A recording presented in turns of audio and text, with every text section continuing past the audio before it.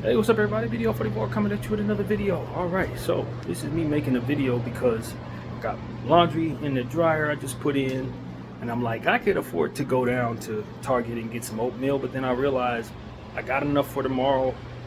I'm going to make the trip probably to LA or to Target tomorrow anyway, just to, continue that walk that I've been doing every day, which has been serving me well. I feel much better physically after 3 days straight of that. And I'm like, man, I don't necessarily feel like doing art, and I never like forcing art. So it's like, let me just make a video. Let me just make a video, see what comes of it, because all the things that I have to do, time to do, I don't want to do right now. So, it's one of those situations where I figured, hey, man, let's see what comes of it. But, we're approaching the NBA season. I know that we're still in August, and September is going to be a nice long month where there's really no basketball, but we're getting closer. I think it's been a very long summer, inactive summer at that. The biggest move that has been made, arguably, is probably like Paul George going to Philly or something like that, or Klay Thompson going to Dallas. It's an inactive season, off season rather. But I think when you look at the idea of what teams could potentially be in regards to continuity and guys carrying over, not changing teams. Obviously, you want to think about DeMar DeRozan going to Sacramento as well, but it's like the biggest stuff that happened. You haven't seen some of the bigger names like Donovan Mitchell and Darius Garland and Lauri Markkanen, guys you thought may move. LeBron James, even though nobody actually thought he was leaving, he didn't go anywhere as we expected. And so no change of the guard in some of these areas that you thought you might see. Maybe some trades that you thought might happen. Nothing. And I don't know how Adam Silver feels about that. That's what I'm curious about. How does he feel about the inactivity in his league? Does he prefer it this way? Or would he prefer there be more opportunities to see movement? Because at the end of the day, that's kind of what brings the NBA the traction that it does, besides the games themselves, particularly in the playoffs. It's knowing that a new team could be put together, a new super team, or a player movement. You know what I mean? That's really exciting to the fans. And when we don't have that, it takes away from some of the energy around the league. So for me, I'm just curious to know what he thinks of that. You see DeJounte Murray signing with the Pelicans. That's a sizable move to make some noise for a couple seconds, but it's not going to hit like Kevin Durant going back to Golden State, or LeBron James going to Philly or something like that. It's not going to hit that the way that you would want it. Mikal Bridges going to New York, that's cool. You want to see that, but it's not noteworthy. You know what I mean? It's something that you probably are going to be excited about if you're a Knicks fan, or something you're excited about when the national games are televised and you see all those Villanova players on the floor, but together playing with one another. But it just doesn't hit like a Trae Young to LA, trade would have. That shakes up the world. So I don't know, man. I think on one hand it could make for better basketball because more teams have more continuity, and on the other hand it can make for lesser energy and intensity surrounding the league itself, because there is no movement. And I think our fans have been used to that since I was a kid. We're talking dating probably all the way back to when Boston formed their Big Three back in the early 2010s, late 20s, 2000s, whatever you call it, around 07. When they put together that team, that was when we start getting used to movement. Then we start having super teams like Bron's team to come together, Golden State's team come together. Brooklyn tried to put it together, even though it failed miserably. They tried to do it. You just used to movement, and I think this is the first time since then where you didn't have anything like that to look forward to in the off season. So yeah, man, that if I were an owner, I probably feel good about the collective bargaining agreement being owner friendly.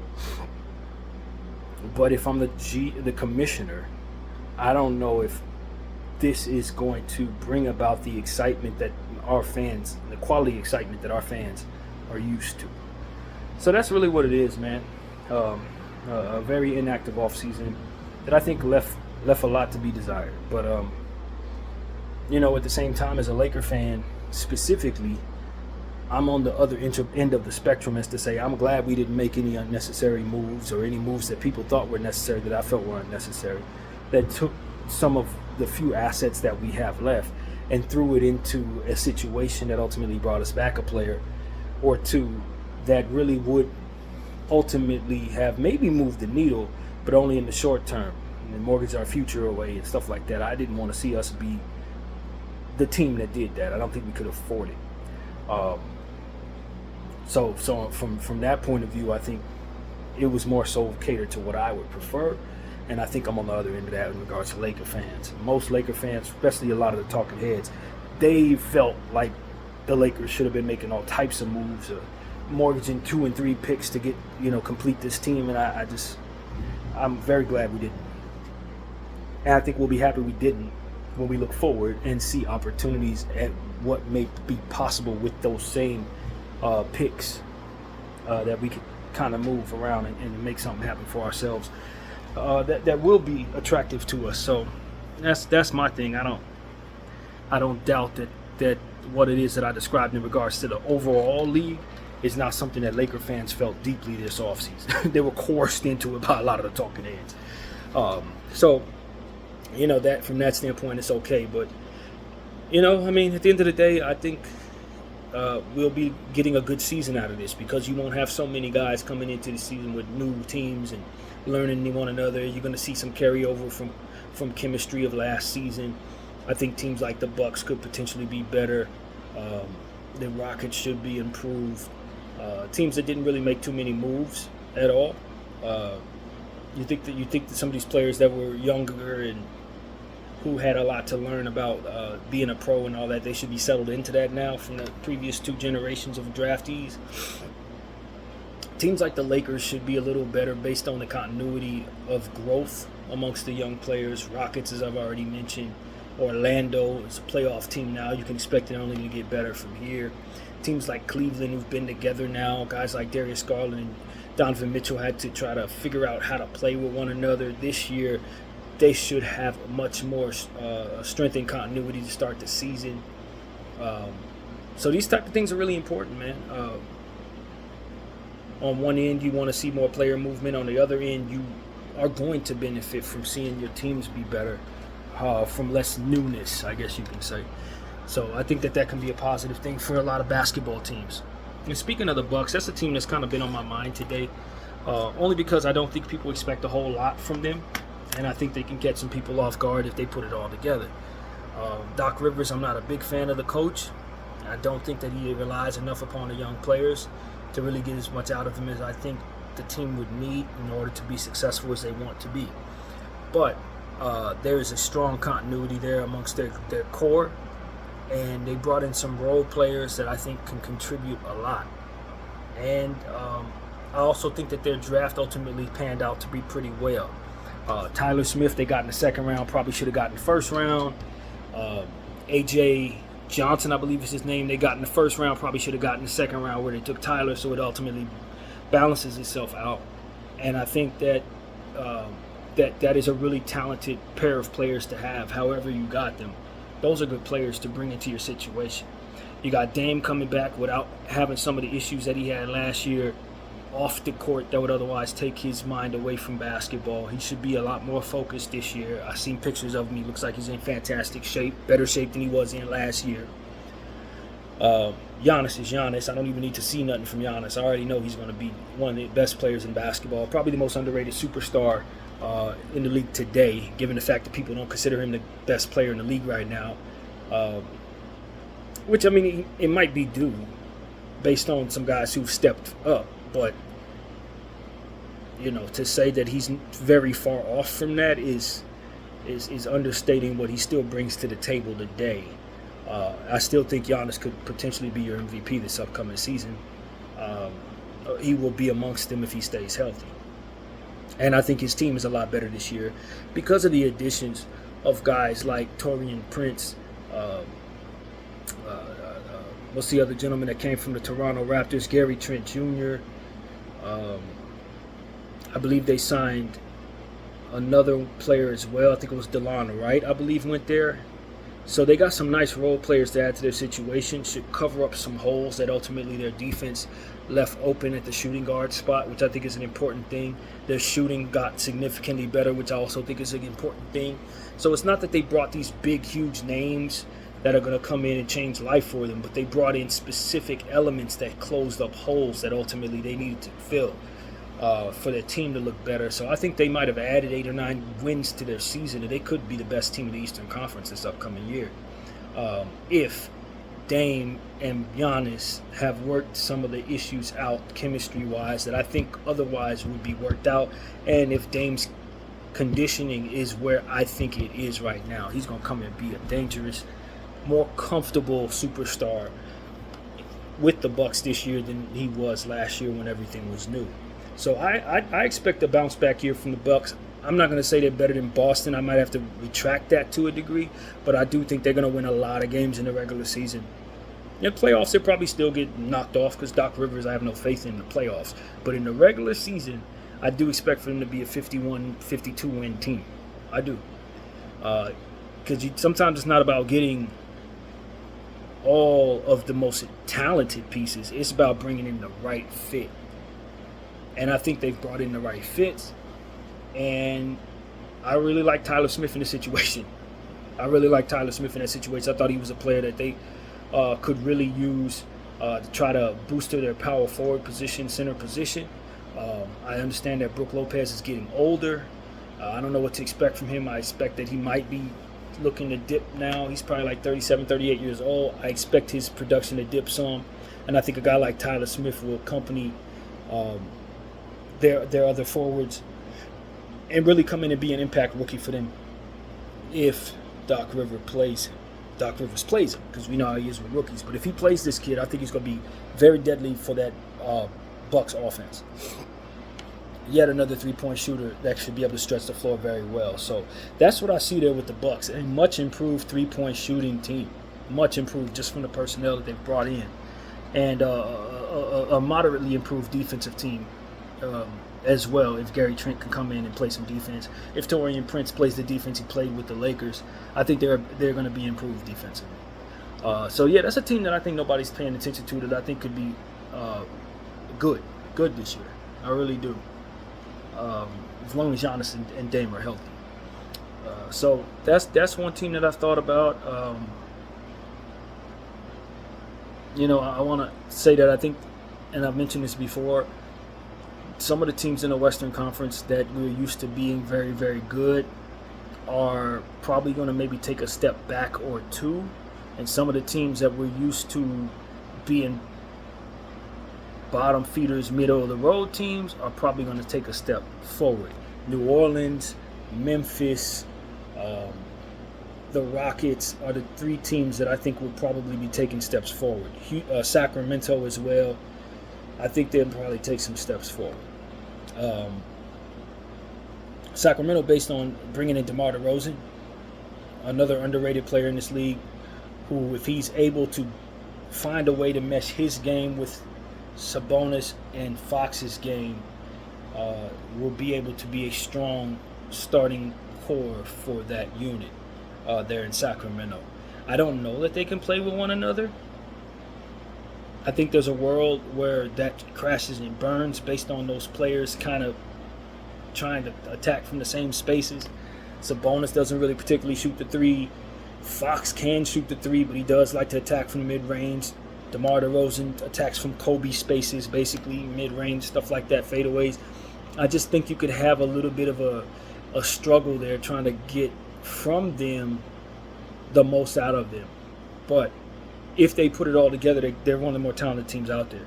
And then you look at New Orleans bringing in DeJounte Murray. I thought that one of the biggest problems New Orleans had was they didn't have a legitimate point guard. They were asking people like C.J. McCollum to play the point. They were asking Dyson Daniels to be more of a facilitator. I just didn't love their point guard dynamic. Now they brought in a legitimate all-star in DeJounte Murray to play that position. That should settle everything completely. CJ can now just focus on shooting. The same goes for Trey Murphy III. Maybe there will be opportunities to work Hawkins into the equation, but I do have my concerns about whether Hawkins is going to get on the floor based on their guard situation. You got to remember they also have Jose Alvarado, who's going to need minutes, who's only getting better. So they got a guard logjam that I think they could benefit from addition by subtraction, to be honest with you. But if they can put Hawkins on the floor, he will quickly prove to be one of the most talented three-point shooters in basketball. So it's like they have some of the best shooters in the game on their team, and then you bring themselves a legitimate facilitator in DeJounte Murray who can get them all the ball. That's going to be fun. I don't know what's going to go on with B.I. I'd imagine they're going to have to trade him at some point since they're committed to not paying him. But then again, we've heard teams say they're not going to pay people, and then they turn around and do it anyway. So I don't know what to expect with Brandon Ingram's situation. I'm also paying attention, of course, to Zion Williamson, who's lost a lot of weight, as we all have seen. I don't know if he can keep that weight off, but he certainly did a damn good job this offseason in dropping all of those pounds. And I think it's going to directly contribute to him being a much more potent player on the basketball floor in most circumstances. I do wonder if he's still going to be pushing people around the same way, but a faster Zion is still superhuman strong man, and I think that that's going to lead to him being an all-star this year. I think this is an all-star year for Zion if he can stay healthy, because that conditioning is nothing to play with. I think he's done it the right way. I hope he's done it the right way. And in doing so, I think you're going to see him run the floor as well as anybody, and that's a scary thing when you're talking about Zion Williamson. His defense should improve as well, as I haven't forgotten what a defensive dynamo he was at Duke at this same weight that he is right now. So look out for Zion. This is expected to be a very good Zion year. So you put all that together, you just have to assume New Orleans is going to be a better team.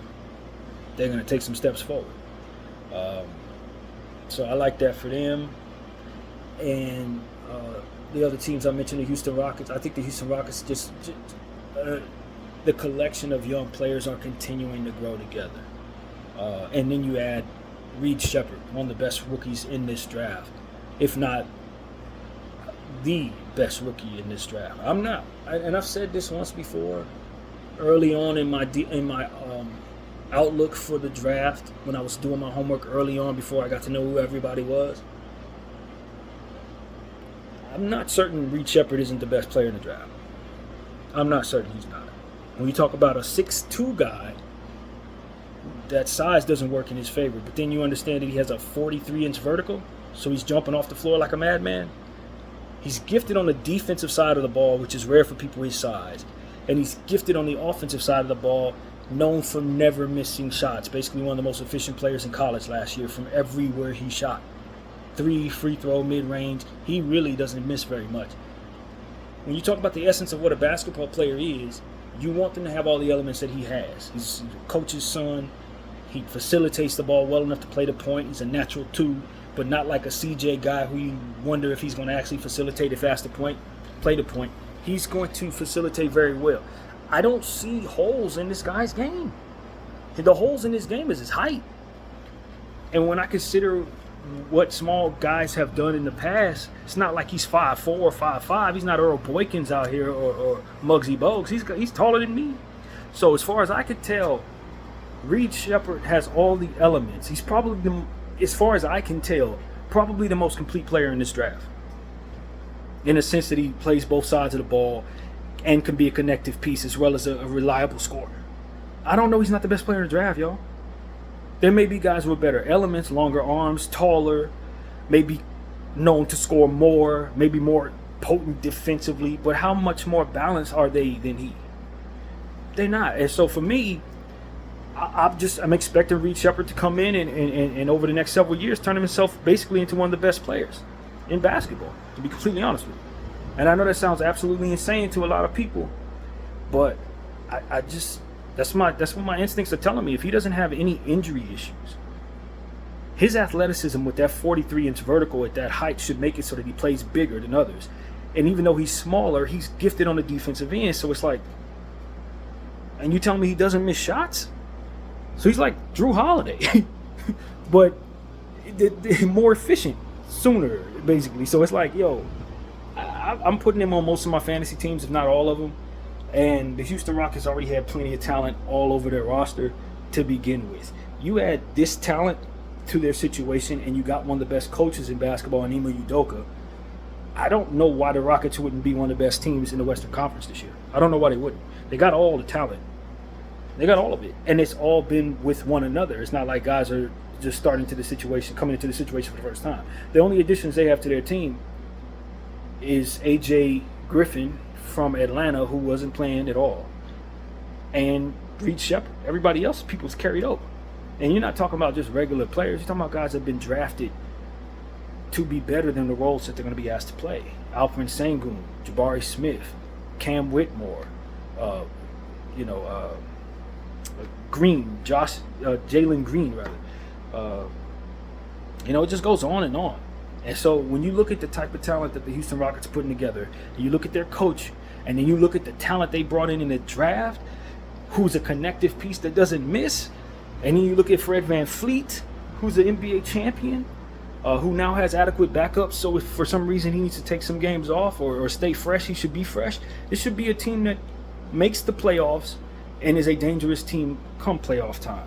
And anything less than that, in my mind, is a bit of a disappointment. I'm going to be honest with you. I don't think most people are looking at the Houston Rockets as a top 8 team in the league. But based on their talent and what it is I know they just brought to them with that one kid, Reed, they should be a team that makes the playoffs this year. And if they don't make the playoffs, I'm disappointed in them. I'm serious, man. My hopes for the Houston Rockets are much higher than the consensus. I understand that Alperen Sengun's coming back from a knee injury that's really scary. So that might kind of hamper their upside if he's not ready to go to start the season, if he doesn't look like himself. And I know that they have some natural maturity issues with some of their talent. Some of their guys just are not mature and just are going to make mistakes as they go along. And that's just what it is. But are super talented just the same. You know what I mean? That's what it really comes down to. Amen Thompson, year 2. I'm curious to see what type of role Ime has for him. What role are you going to put him in? He can play pretty much all the positions, but can't necessarily stretch the floor. He doesn't necessarily need to be able to stretch the floor with the type of shooting that's around him either. Now that Reed's out there and Jabari's out there, those are going to be 2 gifted three-point shooters. Both of those guys are built to shoot the 3 from their respective positions. So I would try to have him on the floor with those guys as much as possible. And you think about the athleticism that Green, Thompson, Whitmore, Shepard, and some of the other guys are going to bring to the table. AJ Griffin is a player who plays well down the stretch. So if for some reason he's on the floor in clutch situations, he's already proven he can win games at the buzzer. Offensive rebounds and stuff like that. So you're looking at, to me, arguably the best young core in basketball in the Houston Rockets, and one of the best young coaches in basketball with the Houston Rockets. So as far as I could tell, with certain teams like the Clippers kind of pushing in the other direction, Golden State going in the other direction, I think Houston replaces those 2 teams. I do. I think they're going to be right there. I'm very curious to see how quickly, shifting into the Minnesota Timberwolves, how quickly they can incorporate Rob Dillingham as a leading guard. I understand that you may not necessarily need to have him as a leading guard right away, but you didn't trade away all that you traded away to get him without thinking about him being a starter at some point very soon. Pairing his talent level next to Anthony Edwards is the vision that I think that they have for themselves. So it's just going to be about how quickly they can get him out there. That's really what it comes down to for me. Like I said, Mike Conley are in place. They can hold on to that player for a little while longer. He should still have another good year ahead. I think Mike Conley's a fantastic piece for the Minnesota Timberwolves, proven to be exactly what they've needed. A great decision in picking him up. But he is getting older, and so if he does kind of take some steps back or falls off a cliff, you brought in Dillingham to replace him permanently. So if Rob can come in and be as talented, well, talented isn't the word, as productive as his talent would gain in a lot of situations, and not have some of the rookie hiccups that maybe some players will have, the Minnesota Timberwolves have gotten better just from adding Rob Dillingham to the fold. That's what it really comes down to. This is going to be an exciting, dynamic backcourt going forward. If Dillingham develops exactly the way we expect him to, Anthony Edwards obviously on tab for many years to come, that could end up being one of your best backcourts. in the future. So I'm curious to see how that looks. Karl Anthony Towns, can he have a healthy season? How's his conditioning look this offseason? Is he ready to come in and do what he always does, which is be a player that can put forth a lot of scoring from behind the arc at 7 feet? Rudy Gobert, tried and true at this point. You just learn to trust Rudy's going to be Rudy. Good conditioned center, obviously a defensive anchor for their team. I don't expect Rudy to really take any steps back, really. Not at this stage. He's in his prime. I expect a regular Rudy year. Defensive player of the year caliber year. I really do. Even though everybody hates him getting defensive player of the year, including me, the way things are set up, he just does so much for the defense of the team. And when you bring in Rob Dillingham, who doesn't play defense, smaller guy, it's even more incumbent for guys like Rudy to be who they've been for the roster going forward. Naz Reid, same thing, but from a different perspective. You can count on Naz Reid to be your six-man candidate. He was six-man last year, if I'm not mistaken. I think he just won that award just now. So, shooting threes should be there, dunking the ball, putting pressure on people defensively. He's a much better defensive player than people give him credit for, Naz is. And so I'm looking forward to that. Can they get Leonard Miller involved in this situation? Leonard Miller is one of my favorite rookies from last year. They have him on their team. They didn't really give him a lot of minutes last year. Can they work him into the equation? He is a small forward with a lot of power behind his game. He plays kind of wild. Should definitely be somebody that creates problems from many positions. He could probably play the 3, he could probably play the 2, probably play the 4. And then you look over at the other rookie that they picked up, Terrence Shannon Jr., who was only drafted as low as he was because of the stuff that was going on off the court, for which had been cleared up before the draft even happened. So now he's somebody that you expect to play better than his draft status would otherwise demand. Just like Cam Whitmore last year, Terrence Shannon could be that for Minnesota this year. And I think Terrence Shannon is also, like Leonard Miller, a player that can run the floor extremely well from that forward position, dunk the ball with the best of them, probably will develop to be a fantastic scorer. And that's a very dangerous team there. And then of course you look at McDaniels, who also is positionless, obviously developing to be one of the better defensive players in basketball. Also somebody whose offensive game continues to grow as he continues to play more. When you look at Leonard, McDaniels, and Shannon, they got 3 of the best young forwards you could put together in their situation. So I think the Minnesota Timberwolves could also be the best team in the Western Conference this year. It definitely should be considered a contender next to Anthony Edwards and, of course, their Twin Tower center situation. This team is much improved. Much improved. If you incorporate all 3 of them small forwards into rotations, that ultimately will make them a significantly more dangerous perimeter defensive team. Terrence Shannon, Miller, and McDaniels. Look out for Minnesota. They are better this year, ain't no question about it. So that's a team that I expect to win about 55 games this year, something like that. They're going to be one of the best teams in the Western Conference. And then a team that I'm thinking about is the Memphis Grizzlies, man. I just know better, and I think a lot of us do. They have had a down year last year where they allowed guys who were their 8th, 9th, and 10th men play 1, 2, and 3 roles, as it pertains to the options.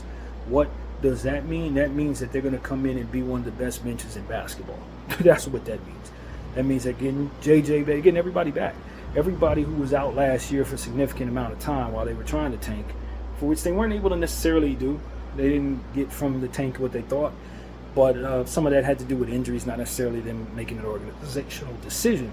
So it wasn't really a bad thing. If anything, they just were hurt. So JJ is now back. Jaren Jackson Jr., one of the best defensive centers. And then you add Zach Edey to the situation that allows JJ to go to the 4. And you got some beefy centers at the front court ready to do damage. Obviously, you got Ja Morant, one of the best young point guards in the world, one of the best athletes we've ever seen, coming back healthy, fresh off of not only the shoulder injury but the suspension as well. So he's licking his chops. He probably think he's gonna be MVP this year.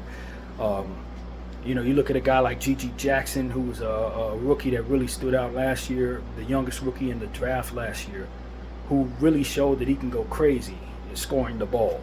And he's not he's not going to be somebody you can look over anymore. I don't think you ever could, but if he's not on your radar, he going to be on it this year. Believe me. Look out for him.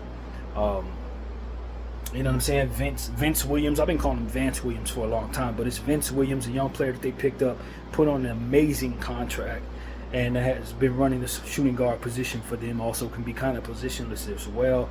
A lot of talent there. It just goes on and on forever. Of course, you got to deal with their shooter, Buff Reggie Miller. That's what I call him, Desmond Bane, with a chip on his shoulder. Somebody who you know, if he's having his best night, he's likely going to hit like 11 threes or something crazy like that. He is a really, really potent all-star level guy in that rotation. And they just got a bench that is really strong, man. It just goes on forever. They draft really well. And I just understand that you add a player like Zach Edey, who's a 7'4" guy with all the energy in the world, all the motor in the world, could be one of the best rookies in this draft, even though people don't believe his game translates to this NBA. I disagree. He's used to having all the minutes, all the usage, so he's going to be able to take some steps back in the pros and allow for more people to do more for him than his college situation at Purdue would ever have asked. And so for me, I just think that the Memphis Grizzlies are a title contender this year. They go from a bottom feeder to title contender overnight. The continuity's there with their core, and then bringing in a big guy like Zach Edey just takes so much pressure off of Jaren Jackson, who's had issues staying healthy. He should be able to rest a little more with a guy like that in the front court. And then you look at the rest of their players like Vince and Scottie Pippen Jr., who's shown that he has some real talent and some real fire about him on both sides of the floor. They just draft really well, man. There's so many different dudes on that team. I can't even think of all the names of them, but they're all capable of putting pressure on you from different angles on the court. So I just look at the Memphis Grizzlies and am completely sold on them being a title contender this year. It's Minnesota, Grizzlies. Those are the teams that come to mind for me. I respect Dallas in that they came out of the Western Conference last year, but I don't think that they were amongst the top 5 teams last year.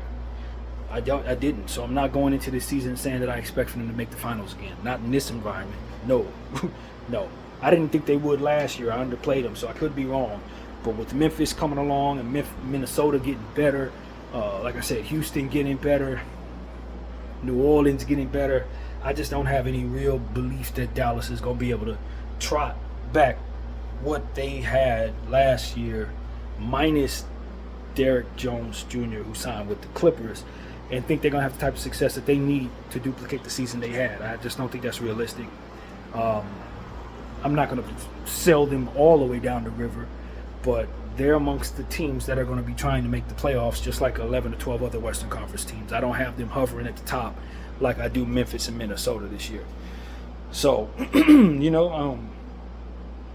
don't know where my Lakers fall in all of this. Like I said in a Laker video very recently, I'm a Laker fan to the day I die, but I don't necessarily have us as a top 12 team in the Western Conference this year. I really don't.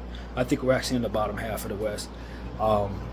Just off of the strength of other teams that just have more elements than we do. Now, we do have arguably the best 2 players put together in the league, in Bron and AD, but I don't think our surrounding pieces can do enough on both sides of the floor to compare with some of the teams that I've already discussed who have players that are two-way all over their roster.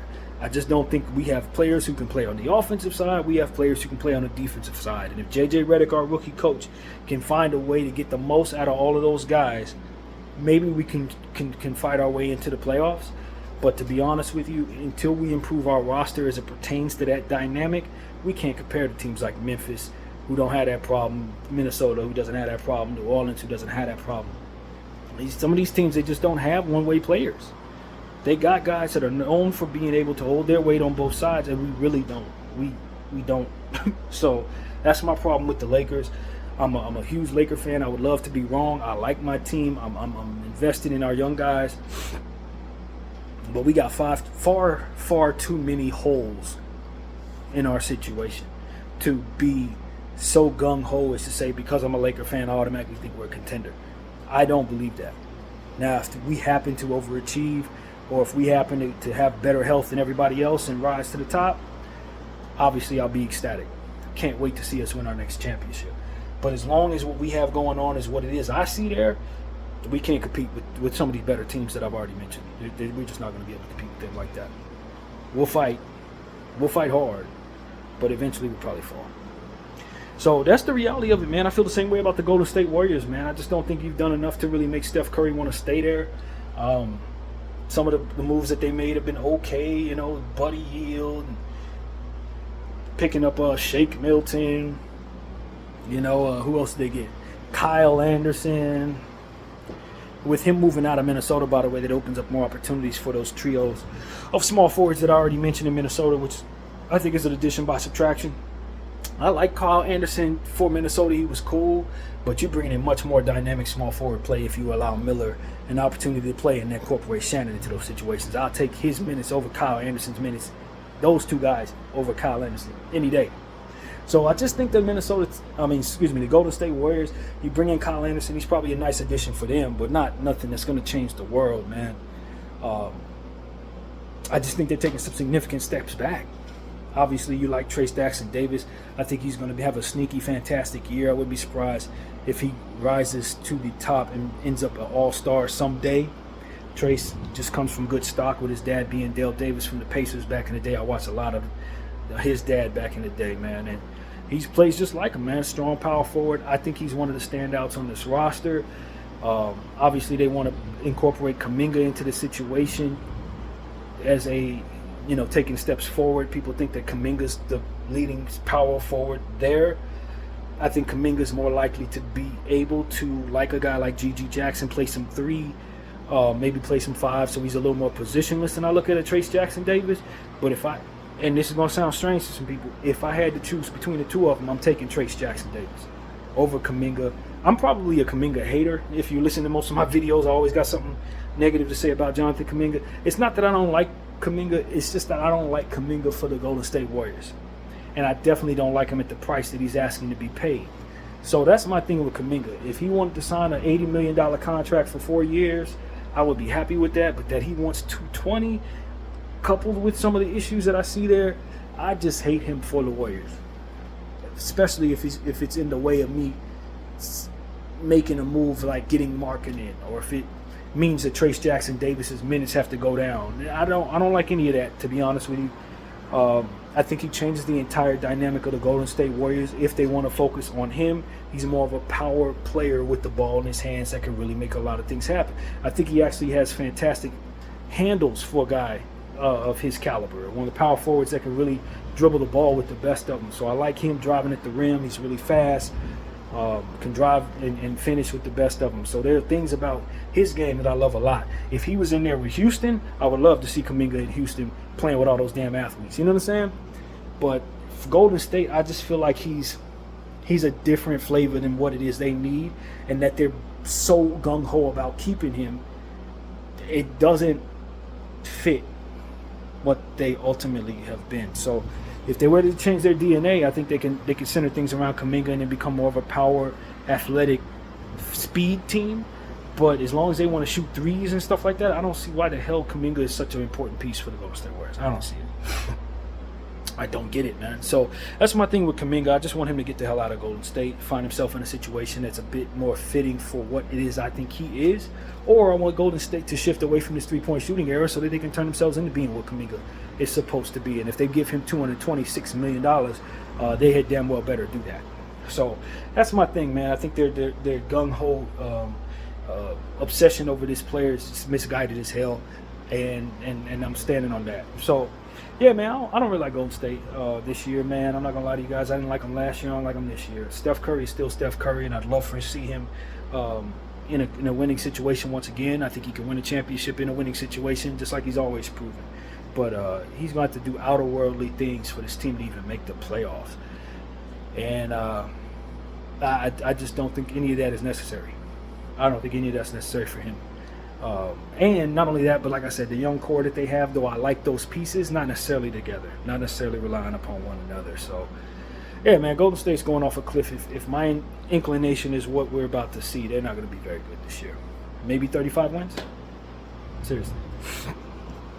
So that's really where I'm at, man. I could be wrong about everything. I've been wrong a lot. There's always a team that catches me off guard. Like, I didn't expect them to do this, but that's a real thing. I think a team like the Clippers look like they could do damage in the regular season, but ultimately probably are going to have stretches where they lose about 6-7 games in a row, and it will equate to them probably being a 35-36 win team any damn way. I think the Clippers are down there with the Golden State Warriors, although I do like more of the moves that the Clippers made to add role players to their situation.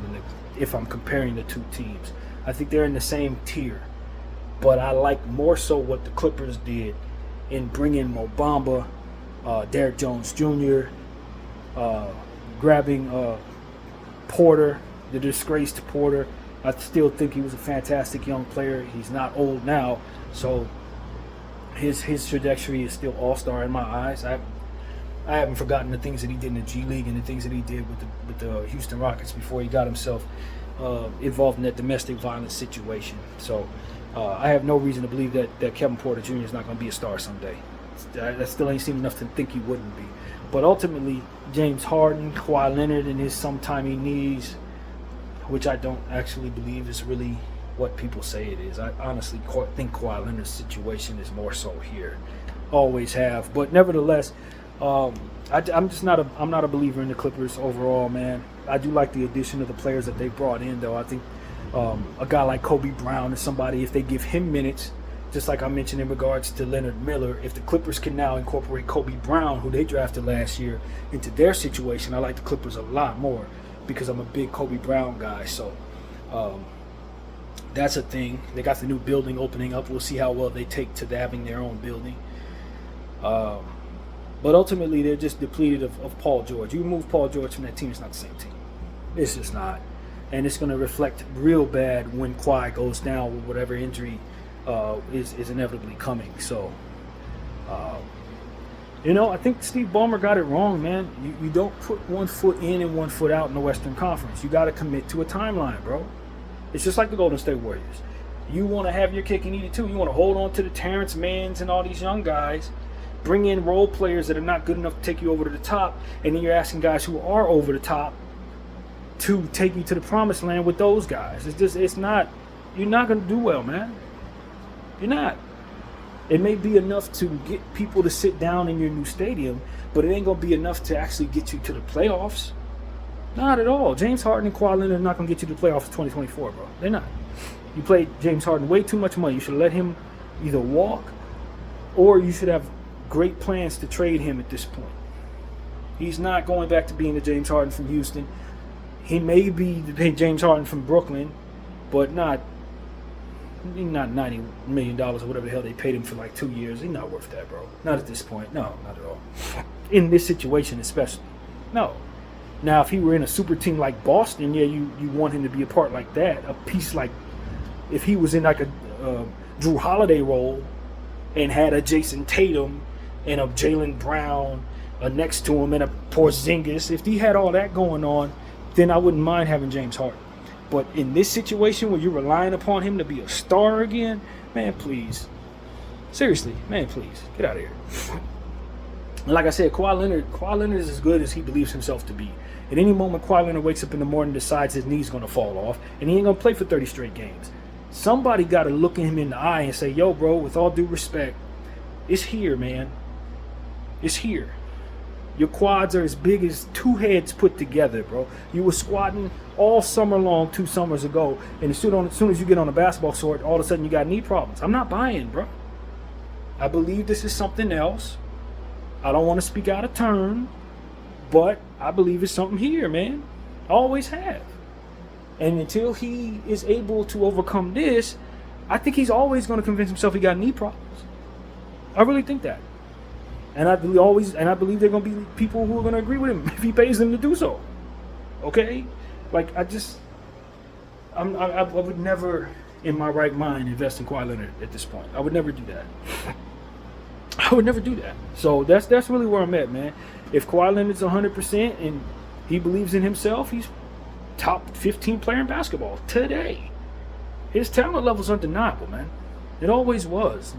He's more talented than some people I really appreciate over the years. Some of the greatest players of all time are not better than Kawhi Leonard.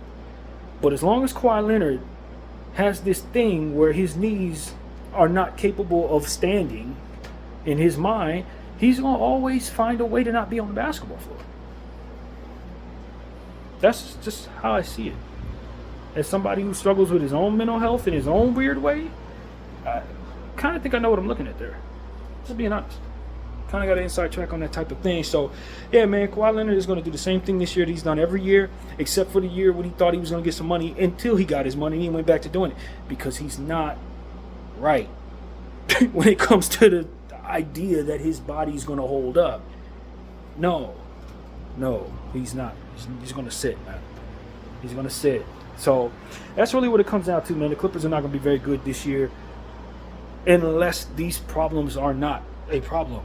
If James Harden can get back to being who James Harden always was, Terrence Mann can step outside of his skin and be better than he's been, Kobe Brown step up, it's going to take more than guys being themselves for the Clippers to be who they need to be, man. So I wouldn't buy any stock in the Western Conference like this. I wouldn't buy any stock in Golden State or the Clippers. Not this season, man. Not at all. Those two teams need to commit to something. Either you're going to tank or you're going to trade away all your young assets to get older and more talented so you can fight right now. If you're not going to do that, no, you're not going nowhere. Period. You better figure it out. So those are two things that I see clearly, and I won't be surprised when it doesn't work out. So yeah, man, that's really what I got to say. I just wanted to touch on the Western Conference. I could have continued this video and could, ventured throughout the course of the East as well a little further. But I'll just keep it at that, man. I appreciate everybody for watching BDF 44. I thank y'all for watching. I'm out.